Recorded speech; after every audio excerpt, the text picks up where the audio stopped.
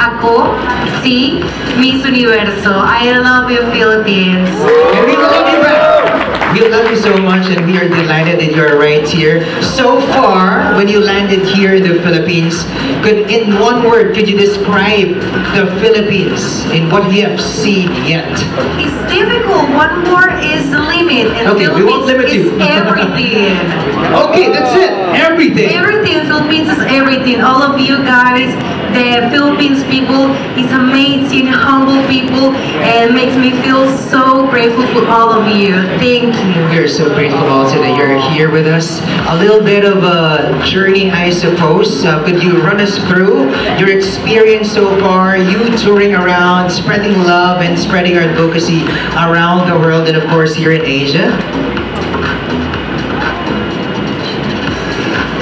¿Cuál es tu experiencia de todo lo que has visto en tu tour por Asia y contarnos acerca de tu experiencia, especialmente a nivel personal?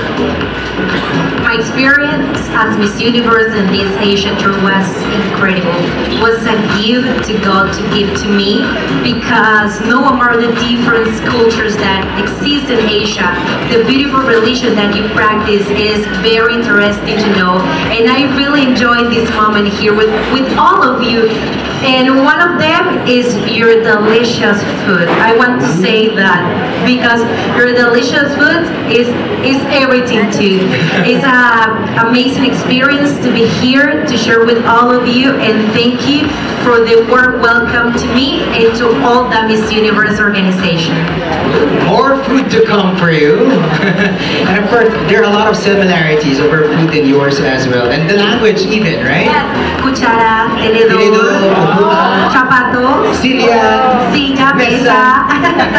See, a lot of things, and we're going to be connecting with you guys. That's why we have this chance, to get to have a little bit of a conversation with our Miss Universe, Shanice. You may now be seated at the moment.